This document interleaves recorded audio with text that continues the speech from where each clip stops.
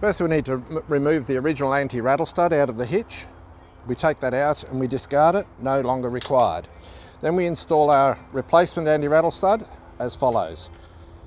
Screw the top in approximately 3 turns, then we have the little plunger which is also the sensor. We feed it up from the bottom and locate it fully home, and then we need to put the hitch onto the tow ball. Okay, as you can see with this vehicle, it's got the spare wheel mounted on the rear door. That can present a problem where the towing load indicator may not be able to be attached if the vehicle is in straight line with the caravan. Simple way to overcome that is to put the vehicle on around about a 30-degree angle to the caravan, and then the towing load indicator goes past the tyre. It also, if you get a situation where you've got a close hitch, which some of the vehicles like the Audis and that type of vehicle, the European vehicles have a very close hitch, you can park it in exactly the same manner. Very simple then to attach the towing load indicator. Once the anti-rattle stud's been installed into the hitch, what we have to do is we have to adjust it correctly. So we lower the caravan onto the tow ball of the vehicle, lower it all the way down. Once the jockey wheel is fully clear of the ground, we then lock the hitch to ensure that the tow ball is fully located up into the socket.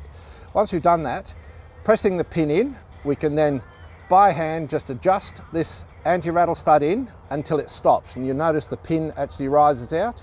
Once it's stopped, all we need to do then is tighten up the lock nut and just pinch it up with a spanner. Okay, once we've adjusted the anti-rattle stud, we need to lock up the lock nut. Don't over tighten it, just needs to be pinched up nice and firm. Finished, set, ready to use. To check the tow ball weight, all we need to do is unlock the latch on the hitch, and then we take the towing load indicator and we screw it onto the top of the adapter all the way until it stops.